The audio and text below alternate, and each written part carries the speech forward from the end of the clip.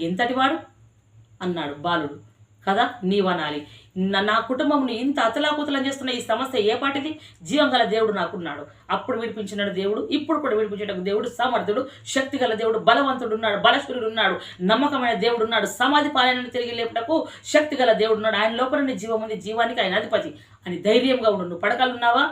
మరణ పడకలో ఉన్నావా? రోగ పడకలో ఉన్నావా? నువ్వు ధైర్యంగా ఉండు. దేవుడు నిన్నే నీ కొరకే మాట్లాడుతున్నాడు. ఆ రోగం పిలిస్తే నీ రోగం తొలగించి దేవుడు నీకు ఆరోగ్యం ఇస్తాడు.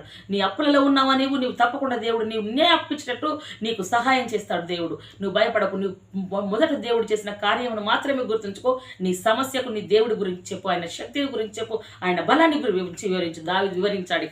తప్పించుటకు రక్షించుటకు దేవుడు నాకు తోడై ఉన్నాడు అని ఏమంటాడు? అందుకు సౌలు, పొమ్ము, యెహోవా నీకు తోడుగా ఉండునుగాక అని దావీదుతో హల్లెలూయా అప్పుడు అంటాడు. ఇన్ని రకాల ధైర్యపరిచినప్పుడు రాజుకు లేని ధైర్యం కూడా దావీదుకే ఉంది. అప్పుడు ధైర్యపరిచి